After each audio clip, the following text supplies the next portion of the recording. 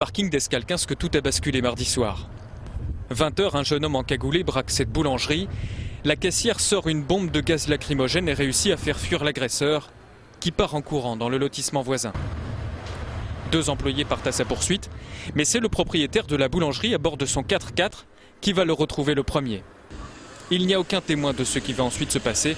Le jeune agresseur de 19 ans, Pierre Soum, est tué par la voiture. Je ne pense pas que ce soit un type spécialement ni violent, ni brutal. Je ne pense pas qu'il ait fait ça délibérément, parce que c'est pas le genre de gars à faire ça, quoi. Déjà victime d'un premier braquage il y a 6 mois, Éric Verdier, le boulanger, parle d'un accident.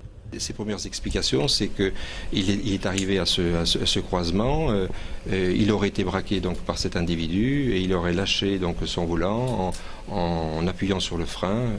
Tout ça, c'est à vérifier de manière très concrète.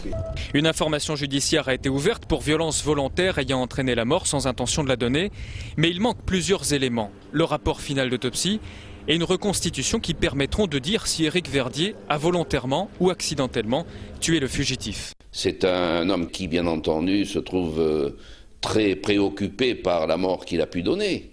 Mais il ne peut pas s'empêcher de penser, comme nous ne pouvons pas nous empêcher de penser, que cette mort a été donnée dans des circonstances telles qu'on ne peut pas imaginer un seul instant que l'on puisse étiqueter celui que je défends comme étant un meurtrier.